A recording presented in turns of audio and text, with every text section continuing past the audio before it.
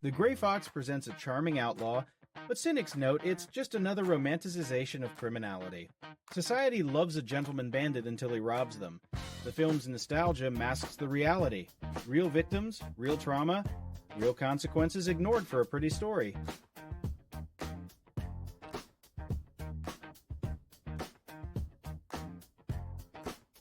Bill Miner's gentlemanly robberies? A calculated performance.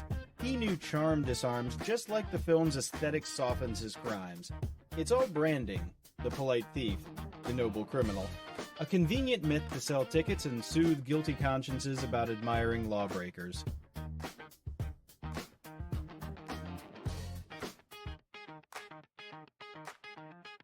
The film's elegiac tone mourns the end of an era for outlaws. How touching. Meanwhile, industrial progress actually meant safer travel, better lives. But no, we're supposed to sigh for the loss of picturesque bandits holding up trains. Priorities clearly skewed.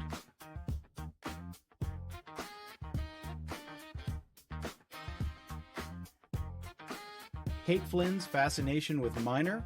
Classic romantic delusion. She falls for the legend, not the man. A dangerous pattern glorified here. Real relationships with criminals involve fear, instability, and betrayal, not wistful glances on a porch. Another fantasy sold as depth.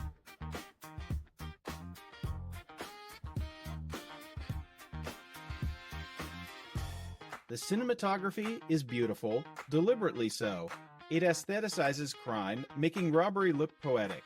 Sun-drenched landscapes distract from the violence inherent in his acts. It's cinematic sugarcoating making pillage palatable for audiences craving authentic stories without the grit.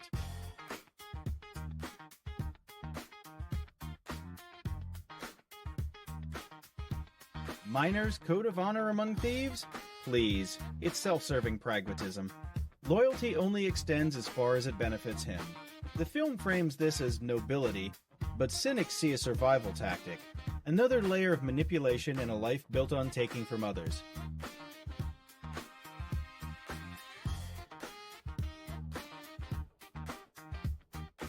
The Gray Fox portrays justice as clumsy and impersonal, lawmen as bumbling foils. This setup invites us to root for the criminal. It's a tired trope. Authority is incompetent, thus justifying rebellion. Real law enforcement complexities? Ignored for easy narrative conflict.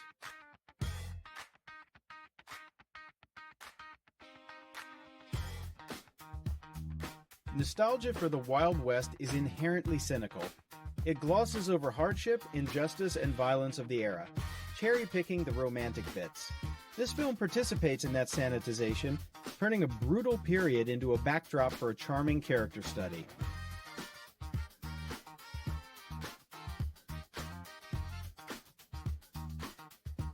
Miner's release from prison and reform?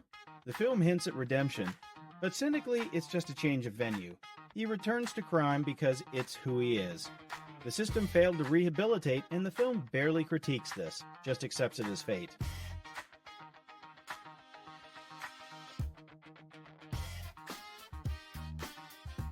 The supporting characters exist to admire Miner, reinforcing his myth. Where are the voices of rational dissent? Silenced. The film constructs an echo chamber of admiration, avoiding any serious challenge to his choices. It's hagiography disguised as biography.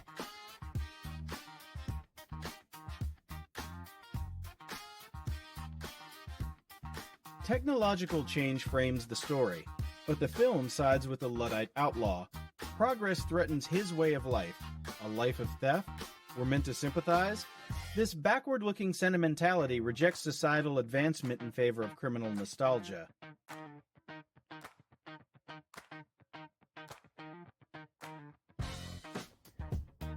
The Gray Fox's critical acclaim reveals our cultural hypocrisy. We condemn crime in reality but reward its romanticization in art. Awards for aestheticizing lawbreaking, how conveniently we separate art from ethics when the story is well shot and acted.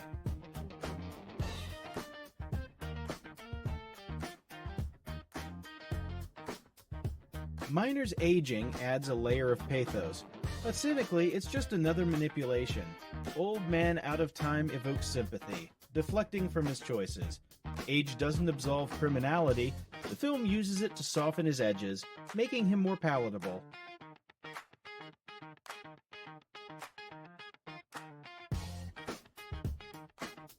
The film's pacing is deliberate, almost meditative, a technique to lend gravity to trivial events. It inflates a small-time criminal story into an epic pretending depth where there is only routine. Style over substance, convincing audiences they're seeing profundity.